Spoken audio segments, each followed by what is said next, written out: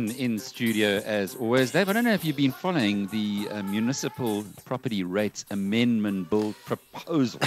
I just Quite heard what you handful. said. That's My I word, know. it's quite extraordinary. Here we are trying to get people in South Africa to save, or certainly that's what the finance minister is proposing, and that's what our other members of BRICS are saying is the reason for their success.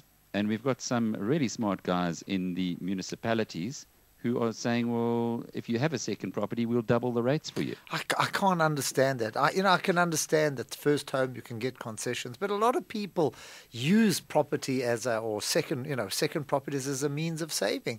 They put a lot of money into that in order to earn rentals. I cannot understand why. I've heard the story, but it just seems staggering that you should put that kind of pressure on people who want to save. What it does is just drive people away into other areas of investment, away from property. Well, property is the greatest place to put because it, of course, generates a lot of job and it's the longest term investment you could possibly think of. I don't know, David. Sometimes these, when you go to the Gulf estates and you see these houses that are standing empty, it is irksome and you feel these guys should maybe be penalized in some way. But the unintended consequences of that is that you're going to drive savings away or stop people from saving. And we all would like one day to be financially independent, and perhaps we all would love to have that second property, although most people can never afford it. Anyway, that's a story we're going to be talking about a little bit later. But as far as the markets are concerned, very, very sad news today. David Redshaw, and often in our studio, Yes, you might remember him from Bytes. From Bytes, and before that, FinTech. Over the years, he came and saw us. Well, he passed away today. He was 69 years old. He looked pretty fit last time we saw him, and condolences to his family. I haven't heard from him for a long time. I'm sorry to hear that. After they delisted, I guess was he still active, Alec? Was he? Not sure, Dave. Okay. Last time we spoke with him was when Bytes was listed, then delisted. And then on a brighter side, Anton Ossip, you know him from Alexander Forbes. He's now been appointed head of Discovery Insurance, the new insurance operation. So that's quite that's interesting. So they've headhunted him from Alexander Forbes. He's a very bright chap. I know he's an actuary. I think strong academic record. So a very nice appointment. They're going, old Discovery. They don't stop.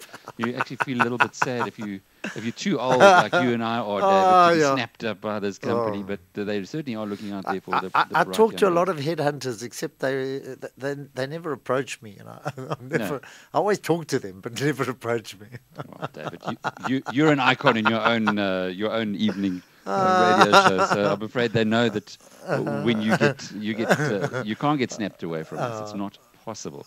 But what I would like to ask you about is the stock market today. Only 6 of the top 40 shares were up, and those are mainly the gold shares, Anglo Gold, Ashanti Goldfields and Harmony, as gold continues to run. But the top 40 index, including those 3 which went up between 1% and 2%, was down by 1 1/3 overall. A lot of doubts. I think don't ignore the strike action here. It is having an impact on our market. But over and above that, and it's hurting platinum shares. If you would have looked, platinum went up almost $25, but platinum shares are down on worries about what strike action may have on their profits. Gold shares, on the other hand, are doing well. But over and above that, there's a lot of worries about what's happening in Europe and also what's happening in America. Lawmakers or policymakers there are not coming to decisions. They can't come and give firm decisions on either Greece or certainly on the debt ceiling in the United States, and that's creating uncertainty in markets. No one's quite sure how this is going to unfold, and it's telling on markets. It's telling on sentiment. All we have to do here in this country is just be sensible. Just don't shoot ourselves in the foot. We tend to do this from time to time when the rest of the world or parts of the world are going to hell in a handbasket. We, instead of taking advantage of it just by being calm, go and do silly things like this municipal rate story. And then you hear these guys who were dropped on their heads as babies suggesting that we nationalize when everybody else has realized it's a complete disaster. But it's also our manufacturers. Our manufacturers are already struggling. They're already reeling. The strong rand, competition from the east. Why weaken them more, with this kind of industrial strife at the moment? All that happens is it drives their customers elsewhere. Why give the customers an opportunity to go look for elsewhere? So if you've got exports, that export customer can't get delivery here, it will go somewhere else. And it's those kind of things that actually weaken our competitive edge. Sometimes you feel like you should take a couple of the union guys and put them on an aeroplane and take them around the world to see what how the real world operates. The real world doesn't need South Africa. South Africa needs the rest of the world. Anyway, on that happy, exciting, interesting note, let's just stay with the bad news. Why did Steinhoff drop 3% today, Dave? I don't think there's anything specific. I think a lot of the retailers came under pressure. You would have seen the rand also down quite a bit. So I think there was a broad sell-off.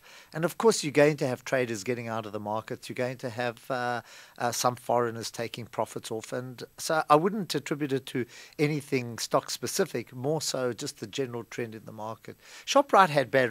Shoprite, the market reacted. You would have heard Google mention the results. I think there was a little bit of disappointment, and that share came off 4.5%. But broadly, retailers which have had a very good run up to now, just being subject to a bit of profit taking. The rand, as David says, dropped 16 cents to the US dollar. We're back at 7 against the pound. We were 17 cents weaker. We're 11.17 there, and 15 cents weaker against the euro that seems to be pummeled by everything else. So it wasn't a good day for our currency.